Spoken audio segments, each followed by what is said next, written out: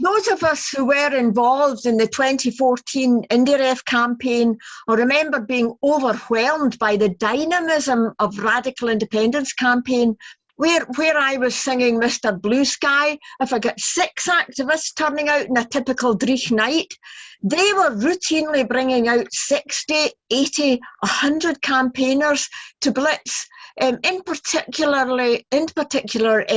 areas of deprivation and housing schemes and so on.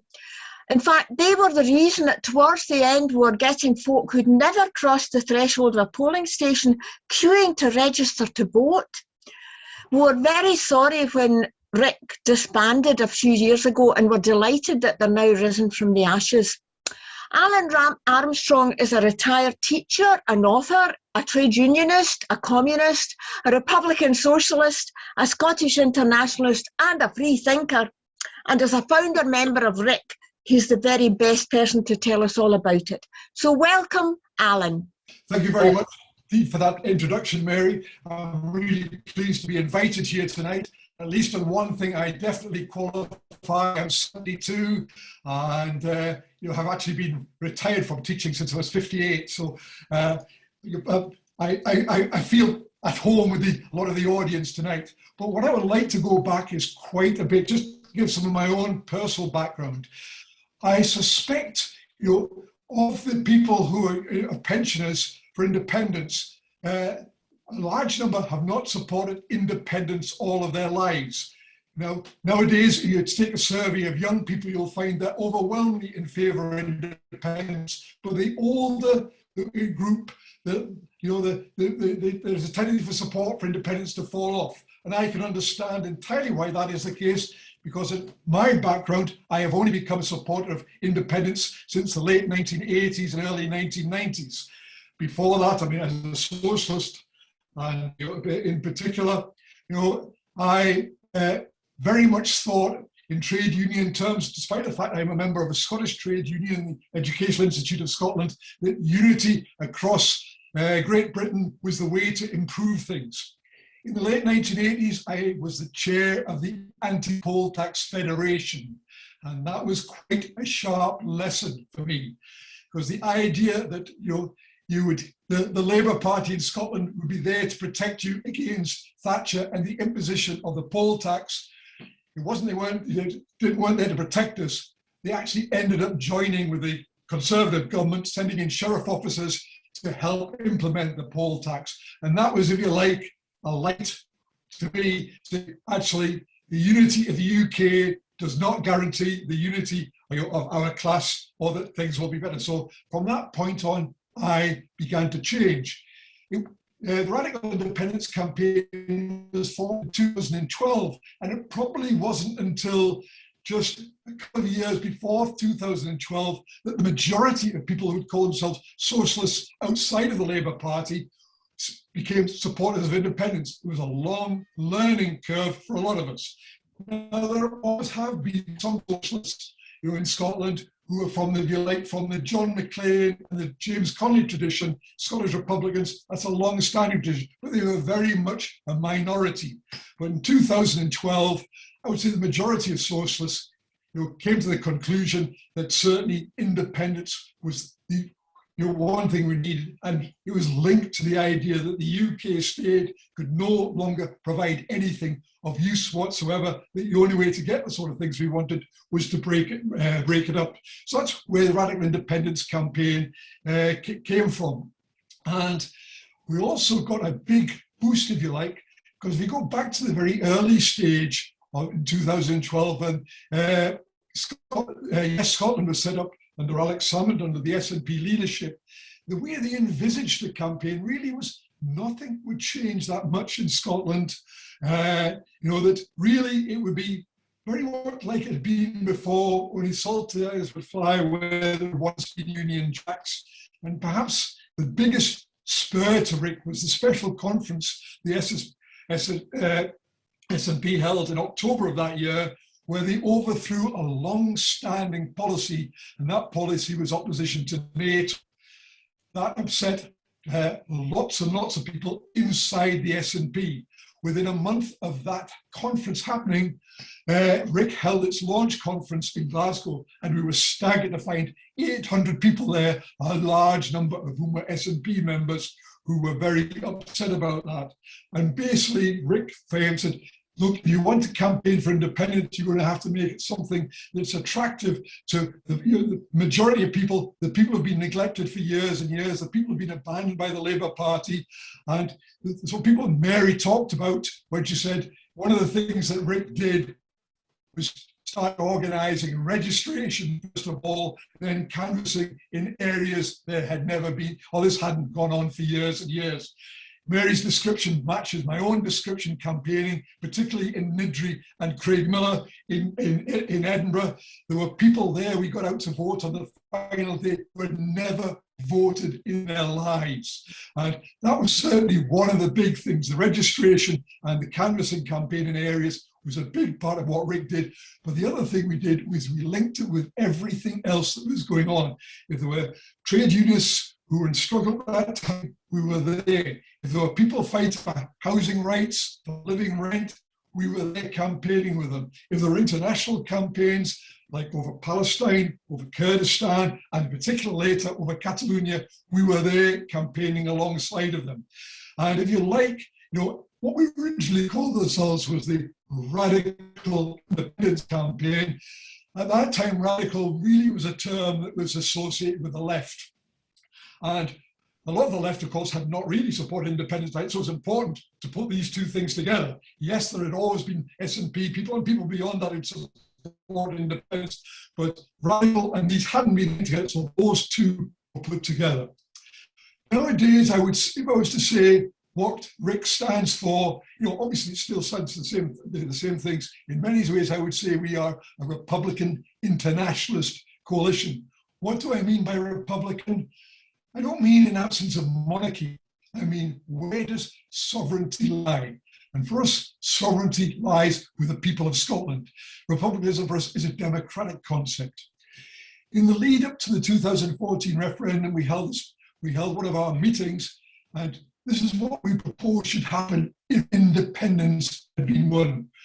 The leadership of Scotland said the campaign would only last until whatever the result was. But if there had been a yes victory, then yes, Scotland was going to be demobilised, and instead negotiations were going to take place with the SNP government inviting in Gordon Brown, inviting in people from the Scottish Conservatives and from the Lib Dems into the Scottish negotiating side to negotiate with the British government.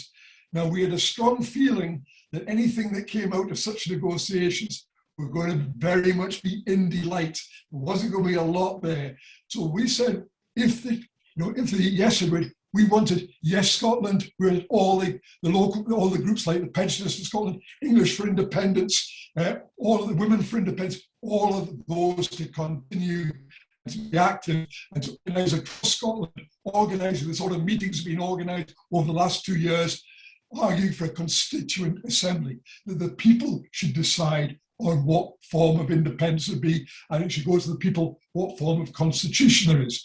That is, if you like, a Republican approach. That still remains our approach to this day. But nowadays, it's got an extra dimension. Because the one thing that was, if you like, I don't think I see happening again, in 2012, what was strange was the British government actually conceded a referendum. Some people say, oh, so the state recognises the right to self-determination.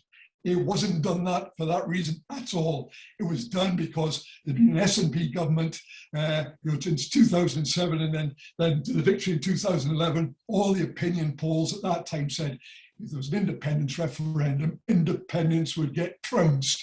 The voting was 28% to 32%. So that was why it was done. In the end, getting up to 45% was amazing. And I think the reason it went from 28 to 45% because we mobilized people, all the organizations mobilized people, meetings held, throughout Scotland, places from Shetland to, down to Stranraer, right across Scotland. I remember one day we had from Leith Walk, we made Leith Walk, a yes sight for the day, and from the top to the bottom, there were campaigners, including, as well as Radical Scotland, all the local groups, the Edinburgh South Yes groups, but also Hibs and Hearts for independence, Asians for independence, English for independence. All of these were up and down the stall, and it was amazing. And you know, the people who had opposed independence had no idea there was life beyond there. For me, it recalled when I was a chair of the Anti-Poll Tax Federation, when the Labour Party, the trade unions stepped down and said, we're going to oppose it. The government thought they were going to walk the poll tax. After that, they did not realise there were people beyond prepared to campaign. And the one thing the government had never decided, so once it had got the Labour government on board, that's it, we're going to walk it, we're going to trounce them. They had no idea there was this mass movement going to come from below. In fact, we didn't really anticipate the extent. It grew and it grew and it grew. And in some senses, you can say that 2014 referendum, you know, didn't win, but it was a Pyrrhic victory for the other side. Independence has been mainstreamed ever since politically, and it's not gone away. What is different now, though, is this is where radical independence, you know, has come, if you like, has come back. Incidentally, Edinburgh Radical Independence Campaign has always existed. We met monthly over the year. You're right, nationally, it did fall away. Some of the leading people went into other campaigns. Some of them became communistas for a bit, others went into other campaigns as well. So it's only more recently we've got together, and it's actually young people who have been wanting to say, well, we like what you did, please do it again. We can see that the present government is not going to concede a referendum, so we need to have something that goes beyond that. You know, it doesn't matter what polls, but will probably the case, the higher the polls for independence, the less likely the government is to concede a referendum. So we're going to have to organise things in defiance.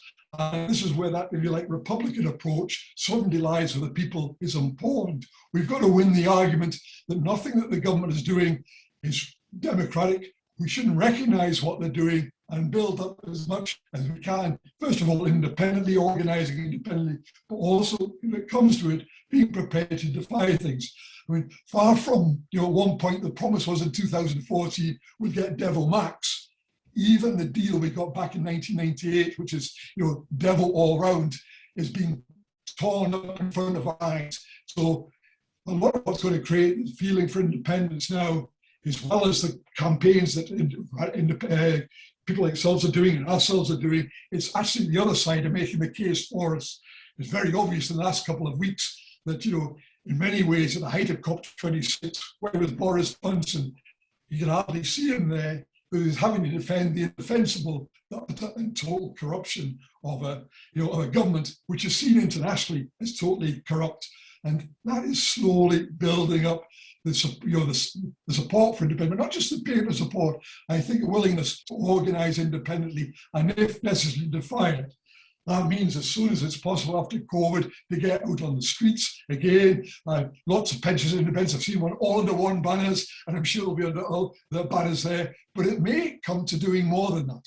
It may come, you know, it may be coming to do things like, you know, and possibly even strike action. I mean, from my own background, that might be a possibility. And certainly Rick would be that. But there are all sorts of ways of defying the state, and people will have different ideas about that.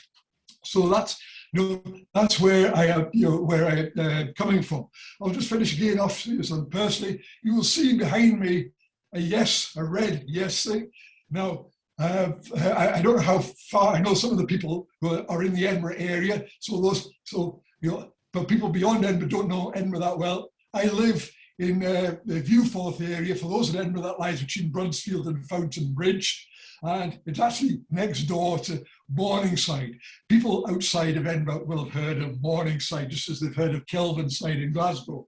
Yeah, you will perhaps realise Labour's last seat in Scotland for a long time was Edinburgh South, and Morningside was at the centre of it.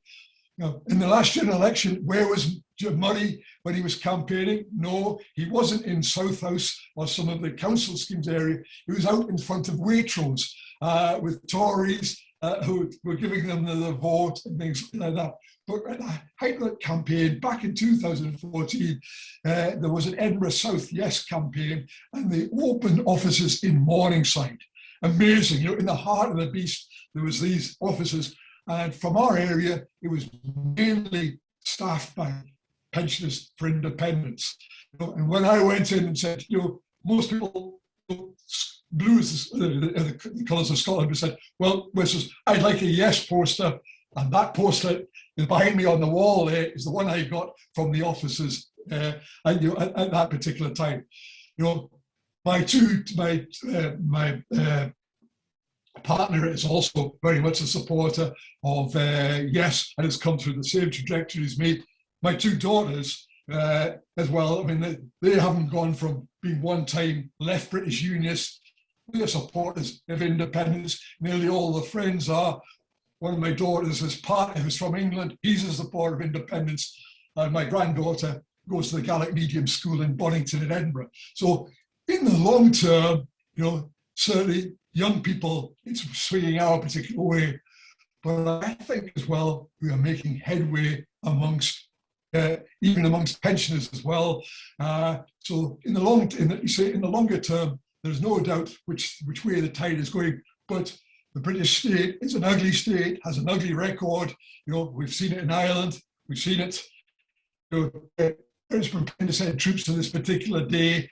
It will not behave in a nice way. So we are going to have to, you know, be quite firm in the way we organise in the next period. And Radical Independence Campaign very much wants to be part of that, and will link up with all of the groups that are prepared to campaign.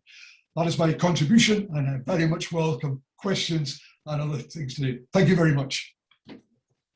Thank you very much, Alan. Thank you. I'll start it off since there's nobody on the chat yet. You mentioned the enthusiasm of 2014. Do you think that will be recreated, or it will be done in a different way when we get the referendum? I'm absolutely sure once there is, you know, the prospect of independence, people see it as a real, the enthusiasm will be greater, partly because actually it'll be even more polarised. I mean, if you like, what we were up against last time, it was a conservative unionism pretended it was a liberal unionism.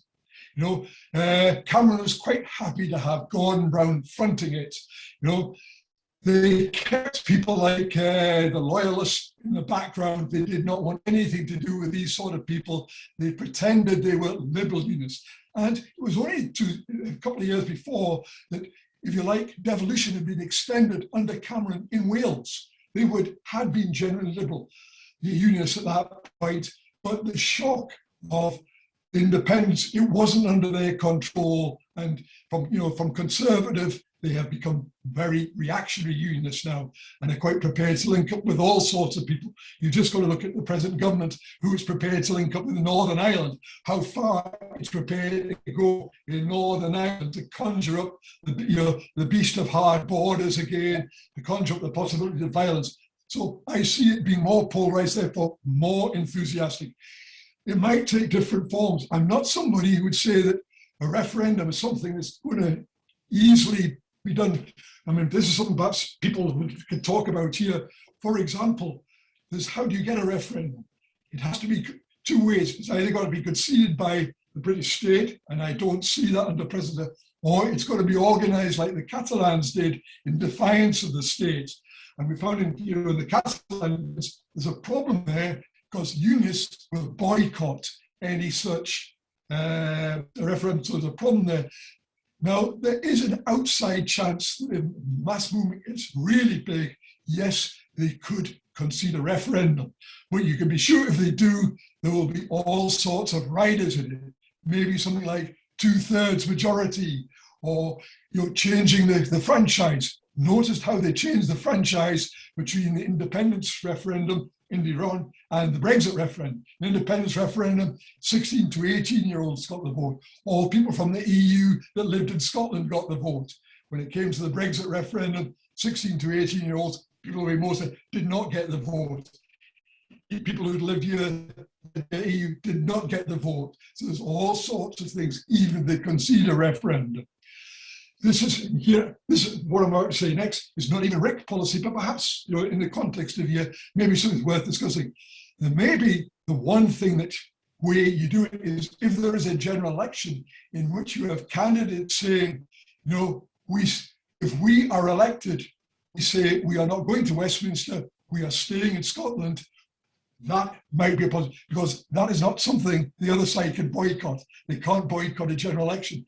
So that may be something that we have to think about adding to our armory, not just fall back on the possibility of a referendum or the difficulty of a Catalan-style referendum. We've got to broaden our way of thinking for more options.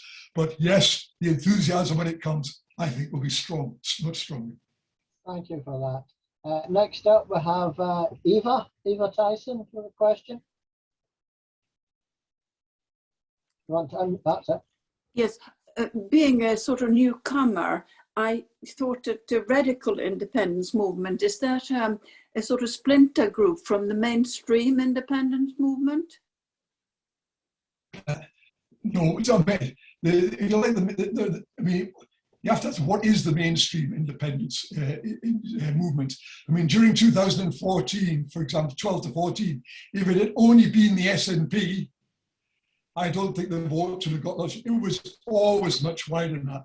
The Radical Independence Campaign is a coalition of people who say, you know, that we need to link with all the campaigns, other campaigns that people are fighting for in Scotland. We have within our membership people who are in the SNP, who actually have affiliated the SNP Socialists, for example. Scottish Greens members, probably the largest single grouping within us, are the Scottish Greens. We have people who are Republican Socialists.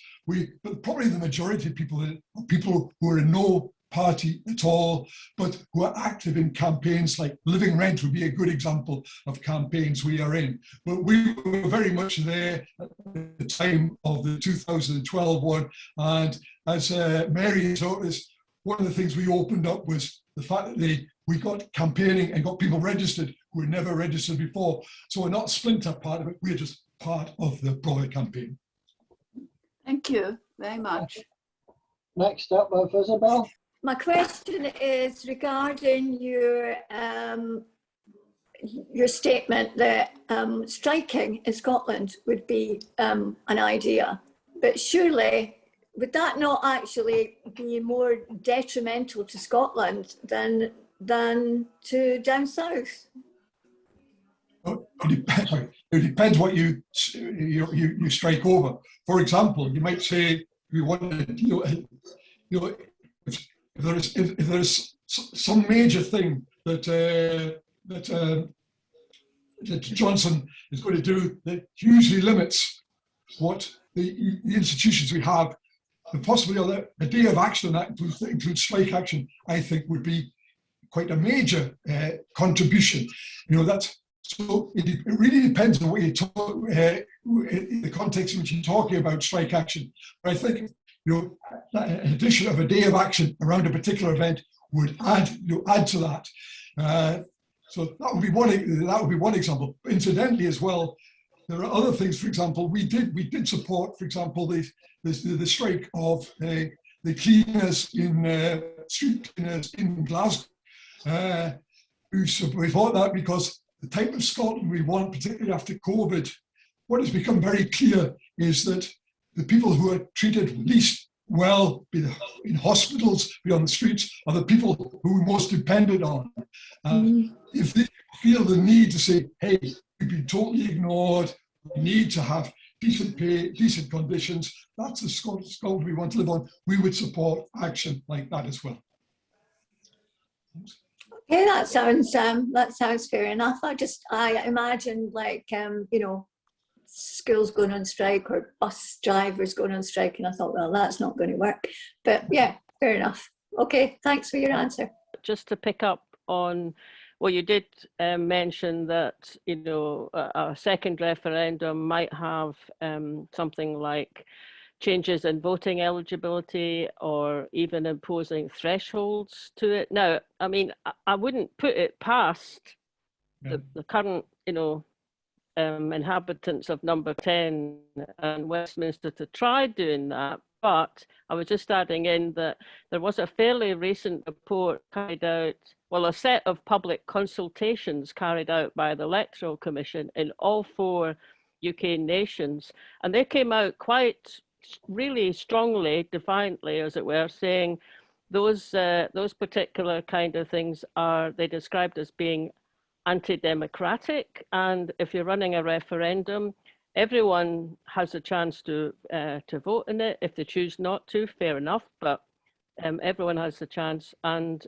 imposing a threshold is also anti-democratic. Is the present government, does it acknowledge is it capable of overriding the Electoral Commission? It is more than capable of doing that. It would be great if the Electoral Commission was able to enforce that. But actually, the Electoral Commission, the government doesn't have to acknowledge the Electoral Commission and its record. If you remember, for example, at the time of the Brexit vote, the Johnson government was told it acted illegally over proroguing Parliament. It went as far as that. Right? It acted illegally. Didn't make the slightest bit different. It was, I quite agree. Yeah, I mean, I quite agree that they're quite capable of acting illegally. And as you say, they did it with the proroguing. But if they did, that can be taken to court. And if that happens about how you set up a referendum, then you've got the Electoral Commission statements to back up that court action. That's all. I'd like to think that would happen. If it happens, nobody will be happy with me, because if it's simpler, it's simpler. We've got better grounds for going on. But the people who think that the High Court is a neutral institution in this country, I'm afraid, it is not a neutral institution in this country, and the High Court is quite capable of coming out. There's examples perhaps people are not so well aware of, the Chagos Islands in the middle of the Indian Ocean. The people there were forcibly taken off these islands and converted into a base, an American base, and they over 15, 20 years, they took it right up to the highest level, and they got ruling after ruling in their favor. But in the last thing, they would, despite the court ruling, it was just ignored again. So all I'm saying is, if we can get that, it's great, but we have to be prepared for a government. We just have to look at the British record. Go back. I mean, you and I are old enough to remember the late 1960s, when the people in Northern Ireland asked for civil rights, equal rights within the British Isles. That's what they were campaigning for. They weren't campaigning for independence or a republic. They were campaigning for equal rights within how were they treated? They were gunned off the streets. Now, I don't see us being gunned off the streets, by the way. I don't see that happening. There aren't the same divisions in Scotland. Yes, we have some unpleasant loyalists. They're not in the same position they are in Northern Ireland at that time. But there are a whole number of other things the government is quite capable of doing. And just my only thing is, we have to be aware and think, we mustn't be caught off. The Catalan government really believed two things. It believed that once it had organised that referendum and they got a majority, the Spanish government would have to concede. It also thought the European Union would come in and back them up. Neither of these things happened. And there's a reason for that. I am somebody who voted against Brexit, by the way, but the EU is an alliance of existing states.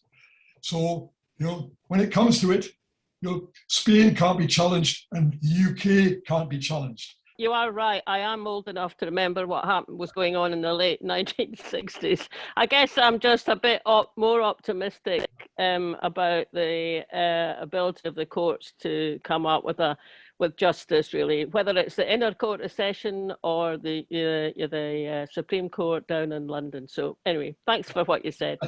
I'm just kind of flying a kite here. It's unlikely to happen the way the SNP is at the moment, but very few people talk about this as a possibility. I reckon that any civil disobedience that happens in Scotland will be just inconveniencing the people of Scotland and won't be noticed in the UK government. They'll just attribute it to the incompetence of the Scottish government and so on. The only place that they really notice what happens is actually in the House of Commons. They don't notice what happens in the Holyrood Parliament. In the House of Commons, a lot of people talk about them boycotting it the way Sinn Féin did, but I mean, Sinn Féin was just seen as kind of, not maybe taking their pay, but not representing their constituents. But what would Allan think about something like just being the bad boys at the back of the classroom, interrupting things, walking out repeatedly, interrupting the Prime Minister's speech, interrupting the budget speech, interrupting the Speaker, just generally making themselves a massive nuisance while being there? Because at the moment they're just being laughed at, nobody's paying them any attention. Do you think this would possibly work? Not that, I mean, I'm realistic enough to realise it's unlikely to happen at the moment. They don't seem to be going down this way, but do you think this kind of tactic might have some effect? I think it would be a useful tactic, there's no doubt about that. Like you, I have doubts about whether the existing leadership would go that far. There have been a couple of occasions in which in fact, the SNP have done that, and actually the membership's gone up the next day when they've done that. Exactly, yeah, exactly. That happened when they walked out that time. I'd agree, but I think that would be part and parcel of the campaign. I don't think it would necessarily be sufficient. The people who pioneered this, incidentally, were the people who were the nearest the SNP, was the Irish Home Rule Party of the last century. They were pushing for Irish Home Rule, and they had similar dominance in Ireland, and they spent whole time in Parliament talking out bills, filibustering. That's what they did. Now, it certainly inconvenienced and annoyed the government, but it wasn't that in the end. When you talk about a Sinn Féin thing, I think we have to be careful of this, for exactly what we would mean there. I am not somebody who would suggest, well, the SNP should walk out of Westminster. Now, the only way in which you could do that, you would have had to stand in an election saying that if you gained a majority, you would do that.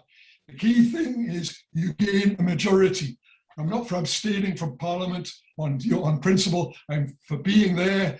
And I'd also be for supporting the sort of things you were suggesting there. So, but I do think it will need more than that. And unlike you, I actually do think that civil, the inability of the government to control things in a part of the state it considered its own is fundamental. So I do believe civil disobedience, yes, it will be inconvenient. Up here, there was inconvenience last week if you were in Glasgow, or the week before over COP26, but it had a big impact. It was on most people. There was as much attention in the media on Greta and blah blah blah as there was on the main, precisely because we were prepared to organise on that on that basis. So I am somebody who's in favour of civil disobedience, used carefully and thinking about what you're doing, and always going into the areas where you might have some effect and explaining door to door why you are doing this. So yes, civil disobedience used with care, the whole complete range. I support you entirely. If we can get MPs who are prepared to behave like that in Parliament, great. I am for considering, it's not right policy to say stand candidates who say that, but I think that's something we should talk about and have as an option. And civil disobedience, I think more and more people are coming to, it's going to need that to shift this present government. Eskerma from the Highlands. How are you? Eskerma. Eskerma. Just on the subject of a referendum, there's a lot of concern up here about the security of postal votes. Lots of councils throughout Scotland and throughout the UK have outsourced their electoral registration processes. So postal votes are actually sent out and sorted by people employed by a company called iDocs. and IDOX has links to the Tory party. So there's obviously a lot of concern about what's going on with the postal vote that people are not aware of, and quite a lot of people assume if we were even granted a referendum that shenanigans would go on to ensure that we wouldn't win a referendum anyway. I just wondered whether Alan had any thoughts on that. Well, I very much welcome your contribution there, because I was not aware of this. I am aware that the present government is trying to look ways already of driving people off the register, asking them for documentation and stuff they won't necessarily have. So part and parcel of their existing thing is to try and drive people off. But what you're saying, I think, should be much more widely put across. I will certainly raise that in the next Radical Independence campaigning, because that's, I think that's something I have learned from this evening's meeting. And I'm very pleased you've told me about that. There's a couple of points, actually. The first one is the referendum, if we ever got one, which I think is very, very doubtful. I think we should be the same as most other countries in the world, where there is a restriction in who can vote, either born here or a restriction on how long you have actually stayed full time within Scotland to be qualified to vote in a referendum for our freedom. That's the first point. The other point is direct action. Direct action within Scotland is a waste of time. The only way you're going to get anything done is to direct action in London when you're going to hit the city and cause them to lose cash through the stock exchange.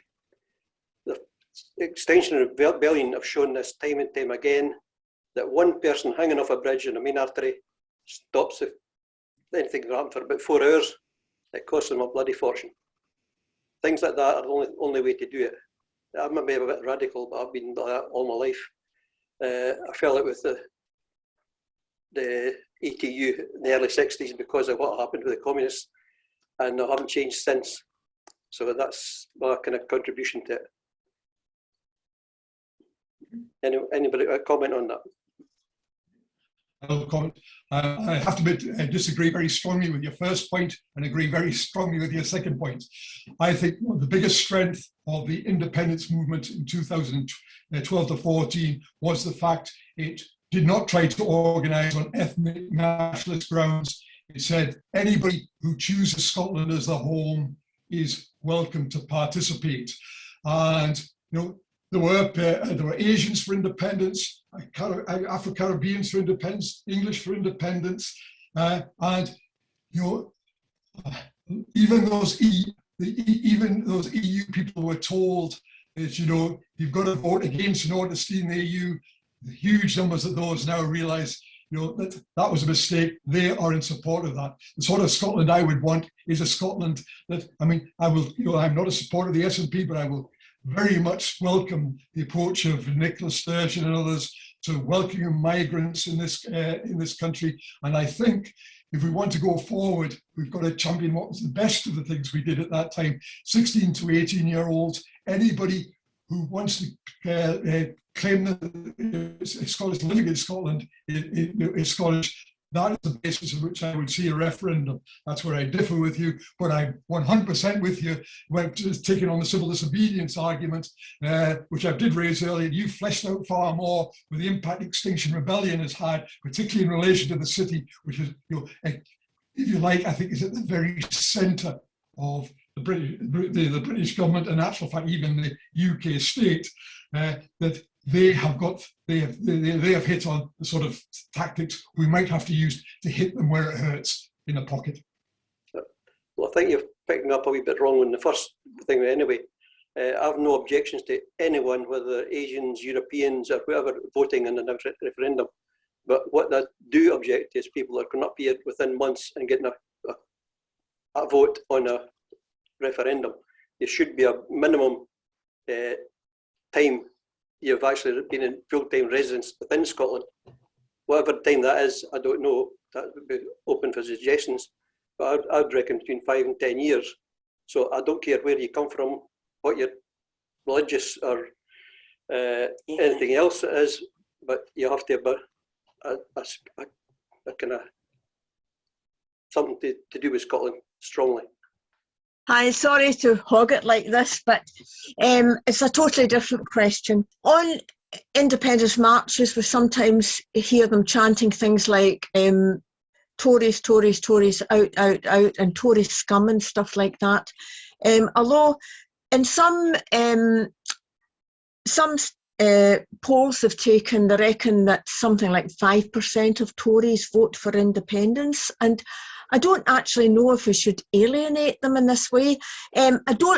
Obviously, most people will agree that the Boris Johnson government is deeply corrupt. I mean, it's not just sleaze, it's corruption, absolutely, whatever way you want to look at it.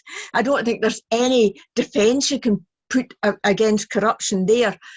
But I would say, and a lot of people say, that the UK government is actually structurally corrupt. It's not just the Boris Johnson thing, and I mean, they're maybe a bit more open about it, but they're structurally corrupt. The fact that the House of Lords, for instance, I mean, that's how do you get to be in the House of Lords? Through inheritance, or through cronyism, or through bribery. That's the only three ways you get in there, and then you get the chance to influence laws. The Queen, they run laws. We only discovered this recently. They run laws past the Queen to see if it affects her financially, and if so, she can put the Peter in any of these laws. That's corrupt. The fact that we've got no written constitution to restrain the UK government from going back to things like Henry VIII's laws and so on, that is structurally corrupt. So, well, okay, that's a long-winded way of saying. You maybe don't know this, but have you any insight into what's happening in the Labour Party? I mean, we know that Gordon Brown is plucking at everything to try and stop independence and making up federalism and stuff, which isn't ever going to happen because nobody who's in power wants it.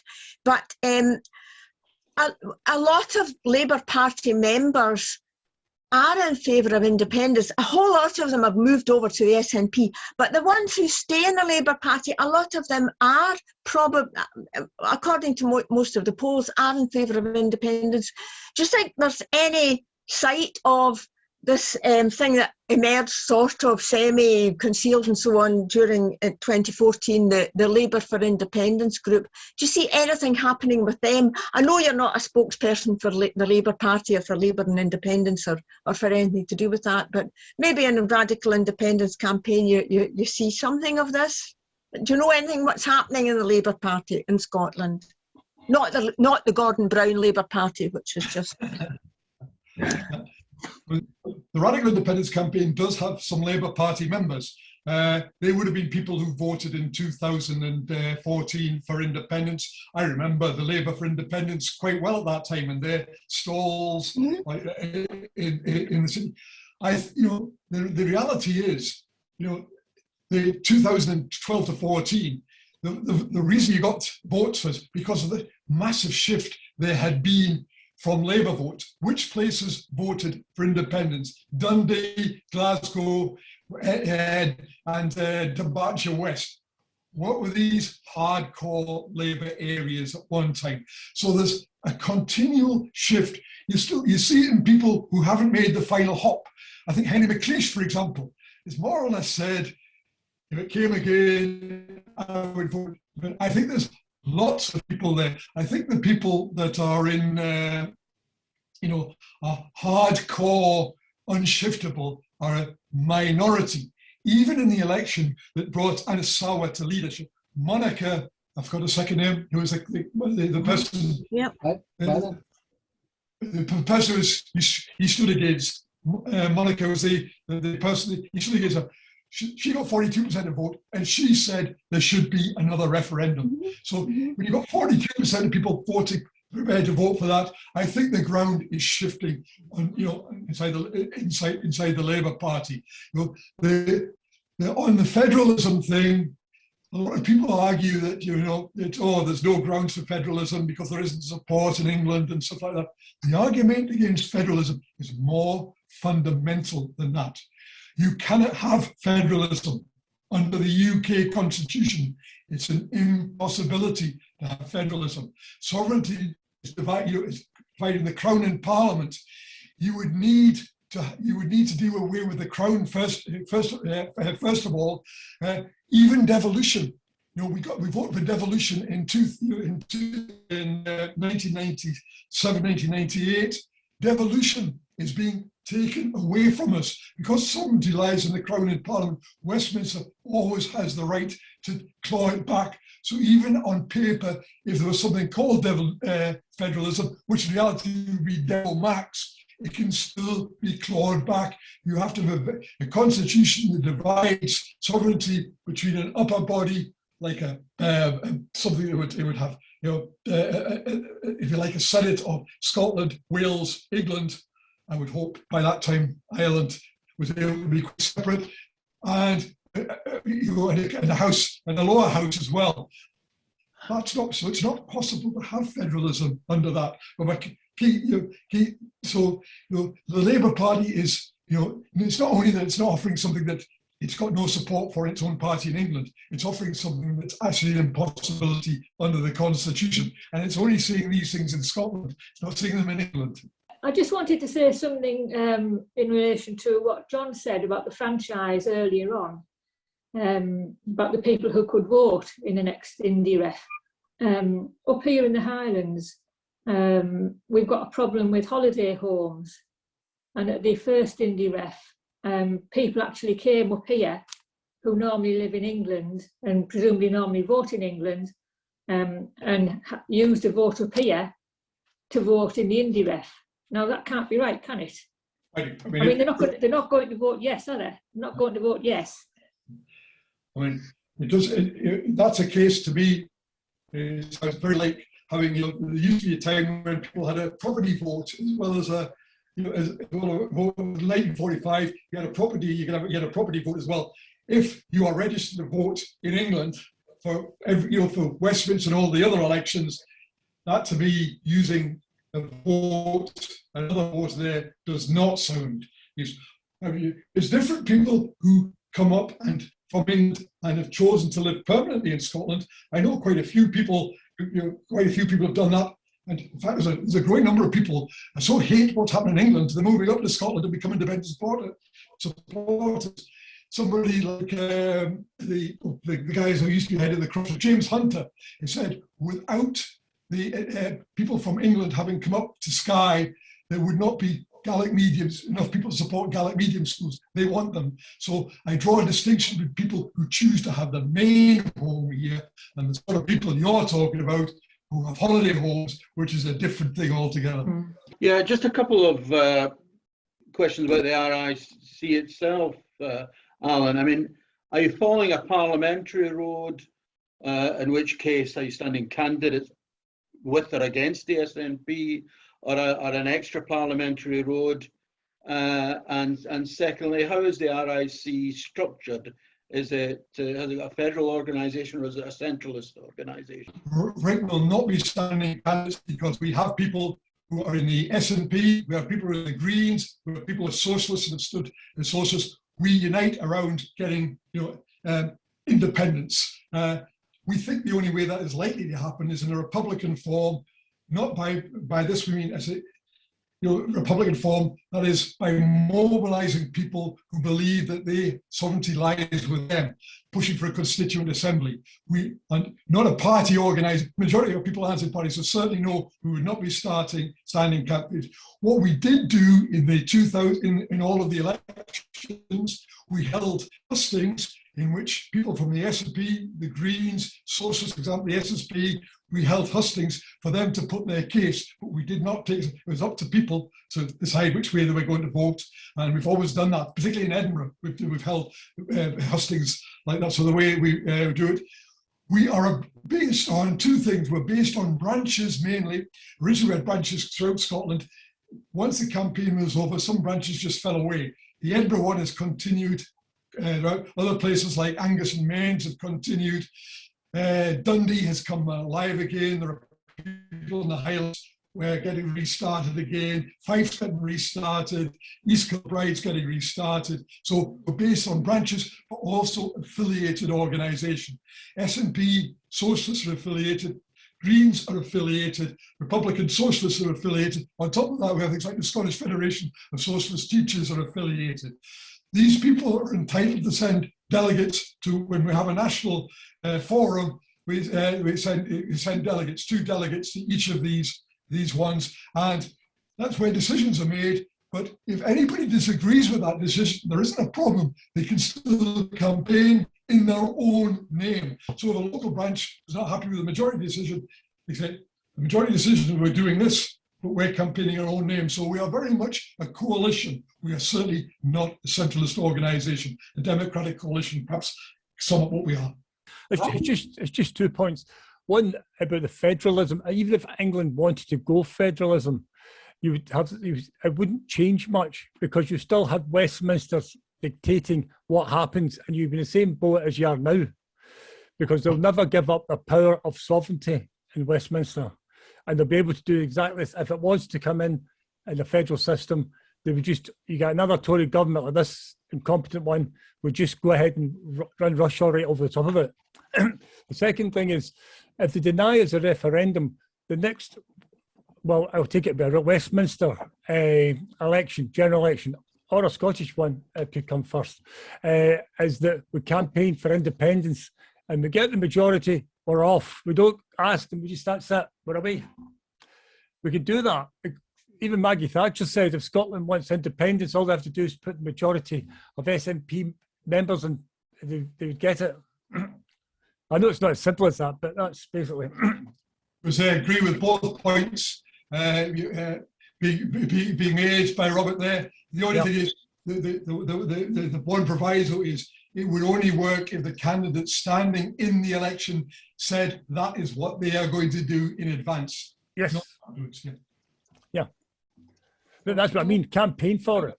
That would be the main campaign, is to independence, we get the majority, we're off. How does RIC stand against some of the things that are getting introduced just now? For example, GRA. Is it campaigning against that, or is it something that's not been brought to light yet?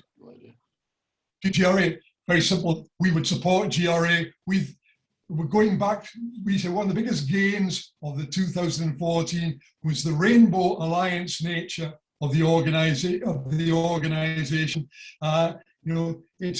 It extended to everybody, whatever their ethnic background, whatever the sexuality, or whatever the religion, and we would very much in support of GRA. We feel that the origins of the campaign against it come from the American hard right, particularly the religious right, and it's an attempt to open up divisions that weren't there in 2014. Even interestingly, even the Cameron government at that time was in favour of that. Certainly, everybody else was. So yeah, we support that. Thank you for that, and we'll finish up there. And thank you very much, Alan. A lot of information. You've learned something. We've learned something. We need to relook at mobilising our pensioners. Maybe we should go out and march up and down and annoy people. We've got the time during the day. Who knows? But thanks again. Very good talk. Thank you. Well, thank you very much for inviting me. I was just going to ask Alan, what the plans are for the immediate future. I mean, are you going to be doing any more of these big conferences that you did in centres in Glasgow and places like that in the immediate future? I mean, I'm assuming if we ever get an independence referendum too, then you'll be out there in the schemes and doing your thing again, which we look forward to. But in the interim, what are your immediate plans for campaigning? Right. We're just at the moment we're taking a bit of a breather after COP26. The COP26 coalition, we were on the affiliated organisations. Quite a lot of you read the National, you'll see our full page advert, you'll see the article that Nan Spowett did about us, which is good. So that we were heavily involved in that. That was meant we're going to put off our own conference till early in the new year. We were going to have our conference to bring us together towards end of November. We would, it'd be great if our conference could be at least part a conference where people can attend. We can't guarantee that, but we will do doing that.